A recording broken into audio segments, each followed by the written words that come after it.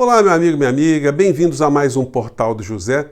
E a política é um vasto mundo, do qual a gente não consegue se afastar, mesmo que você queira.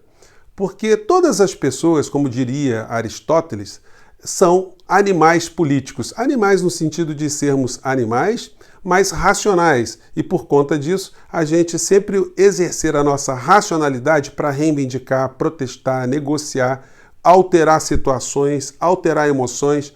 Tudo isso é uma forma de se fazer política. Outra coisa é a política partidária, é a política profissional que muita gente não gosta, muita gente quer sempre distância. Mas como eu já comentei com vocês, quando você fica distante das pessoas que estão decidindo sobre as nossas vidas, você está contribuindo para que eles façam muitas besteiras e se locupletem. E aqui no Rio de Janeiro, o que está acontecendo aqui na política pode redundar o que no nosso futuro? Muita gente comemorando o afastamento do governador Wilson Witzel. Muita gente, sobretudo as pessoas próximas do bolsonarismo, porque vem com a saída do governador do estado o enfraquecimento de uma máquina investigativa ou investigatória em relação a eventuais crimes cometidos pela família, que tem no Ministério Público do Estado do Rio de Janeiro e na Polícia Civil do Estado do Rio de Janeiro, dois pilares dessas investigações. Então, a família Bolsonaro quer atacar o governo do Estado do Rio de Janeiro para tentar agora, em novembro, nomear ou influenciar na nomeação de uma espécie de Augusto Aras aqui no Estado do Rio de Janeiro para ocupar a liderança do Ministério Público.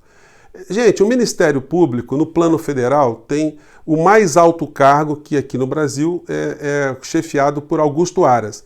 Não foi uma pessoa eleita pela classe, pelos seus pares, por isso ele tem algumas resistências. Foi uma pessoa que estava deslocada, considerado dentro da instituição uma pessoa medíocre politicamente, porque estava lá no canto, e Bolsonaro pinçou essa criatura por alguma afinidade para ser o Procurador-Geral da República.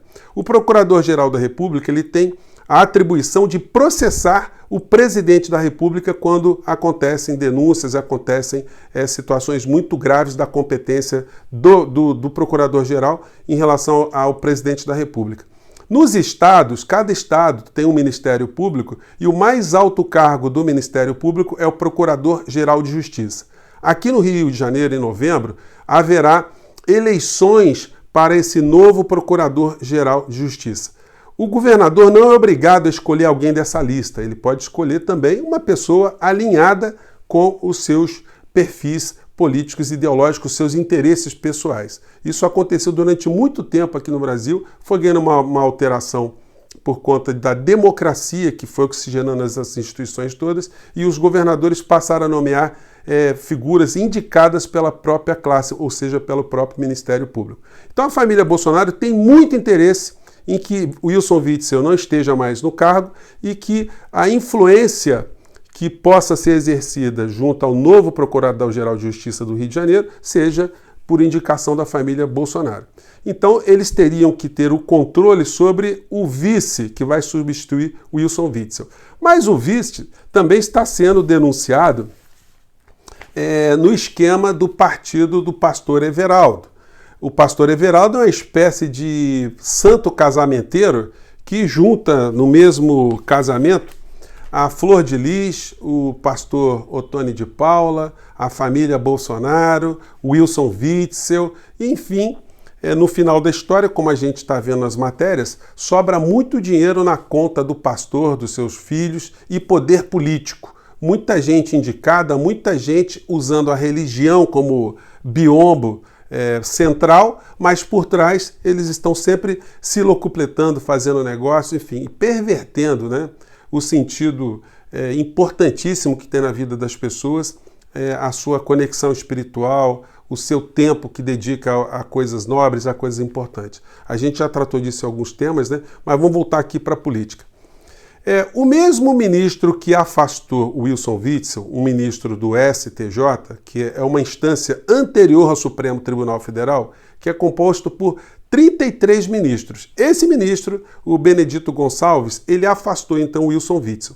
Nada garante que ele não afastará também o vice-governador. Se esses dois afastamentos acontecerem, quem vira governador do estado do Rio de Janeiro? o senhor André Siciliano, presidente da Assembleia Legislativa. E quem é André Siciliano?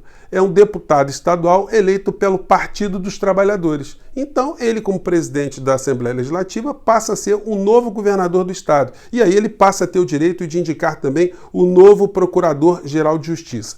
Vocês estão vendo como é que o xadrez está complicado? E aí, quem é Benedito Gonçalves, esse ministro do STJ? Ele foi indicado em 2008 pelo então presidente Luiz Inácio Lula da Silva, de quem ele diz ser amigo também. Então, até que ponto algum tipo de influência política, algum tipo de influência ideológica que não satisfaça os interesses jurídicos e políticos da família Bolsonaro poderá ser praticado por esse ministro? E mais, né? Se esse ministro ele tem esse poder, ele também teria o poder, em tese, de provocar o afastamento do então André Siciliano. Só que tem um problema. O André Siciliano, como deputado estadual, ele tem que passar por uma licença da Assembleia Legislativa para poder ser processado também. O processo não pode acontecer sem nenhum rito. Existe toda uma liturgia, existe todo um respeito constitucional que tem que ser seguido, não só no Rio de Janeiro, mas em todos os estados isso acontece também. É o que a gente chama de simetria constitucional, né? Um parlamentar não pode ser cassado liminarmente sem uma sentença penal condenatória por um juiz monocrático, um juiz solitariamente decidindo sobre essa questão. Então tem muitas coisas acontecendo, mas e no final da história? O que vai acontecer com a família Bolsonaro? Olha, do ponto de vista do impeachment do presidente da República não acontece absolutamente nada, porque por mais que sejam apurados crimes de Flávio Bolsonaro, rachadinhas, antes do exercício do cargo do presidente da República, ele não pode sofrer um impeachment por conta disso. E mais, as condições políticas elas estão muito ligadas às condições econômicas. Se a economia que agrada ao 0,01% do nosso país, quem detém o poder econômico, se essas pessoas, se esses grupos estiverem satisfeitos, Bolsonaro não vai cair. Hoje, a gente vai vendo algumas pistas. O jornal da plutocracia, da democracia do dinheiro, né, dos poderosos, eles já saíram com essa, porque Paulo Guedes, esses dias, pegou 325 bilhões do Banco Central e jogou para dentro do Tesouro para pagar juros de banco. Não foi para pagar Bolsa Família, não foi para ajudar pobre, foi para ajudar os super ricos, as pessoas do topo da pirâmide econômica do Brasil e de fora do Brasil. E o jornal Globo já está fazendo habeas corpus, dizendo que isso não é pedalada fiscal. Pedalada foi aquilo que a Dilma fez. Esse pessoal aqui pode fazer a pedalada tranquilamente, porque eles dizem que o Conselho Monetário Nacional avalizou essa transação. Gente, sabe quem faz parte do Conselho Monetário Nacional? Paulo Guedes, são os três que têm o poder de decisão. Paulo Guedes, o presidente do Banco Central, Roberto Campos Neto, indicado por Guedes, e o secretário-geral da Receita Federal, indicado por Paulo Guedes. Então, Paulo Guedes está autorizando Paulo Guedes a pegar o dinheiro do povo brasileiro e colocar para dentro de banco. Também numa manobra contábil, porque isso é um lucro obtido pela variação do dólar. O dólar subiu bastante, tinha comprado o dólar embaixo, a diferença que está se ganhando, entre aspas, em real, que na verdade não é um ganho, seria uma correção, eles estão retirando para jogar para dentro do Caixa Central. Isso pode dar problemas jurídicos lá no futuro? Pode. Por enquanto, o Bolsonaro está surfando, ele está com o Congresso na mão, está com os meios de comunicação fazendo críticas, mas apoiando a política econômica. Mas caindo desgraça lá na frente, vai ter muita gente presa. Até lá, Paulo Guedes vai estar com uns 80 anos, vai estar vivendo num paraíso fiscal qualquer, vai estar morto e não está se importando com isso. Essas criaturas que têm essa mentalidade psicopática de atuarem contra povos, esses caras dormem super tranquilos, eles não têm remorso, não têm nenhum tipo de sentimento. E a gente vai vendo tudo isso nesse tipo de matéria aqui, ó.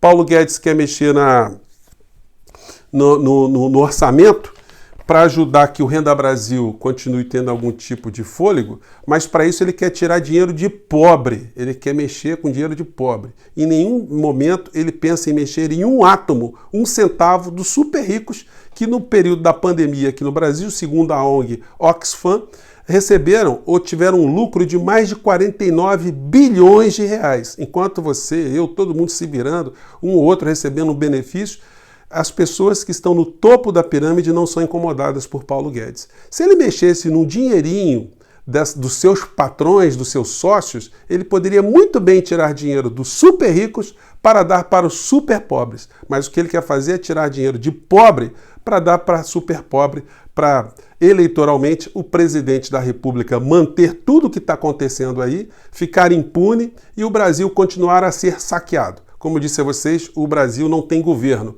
O Brasil tem um ajuntamento de esquemas. E Bolsonaro tem o seu próprio esquema, que é sobreviver sem que a polícia bata às suas portas. Enquanto ele estiver como presidente, ele sabe que ele tem uma grande imunidade e sabe que ele pode bloquear muitas investigações, pode atuar politicamente para fazer muitos muros. Mas a questão é que se alguma coisa sair do controle, aqui no Rio de Janeiro, a gente pode vir a ter um governador do Partido dos Trabalhadores por esse tipo de ação que a família Bolsonaro tem realizado. Seria uma coisa extraordinária do ponto de vista político, né?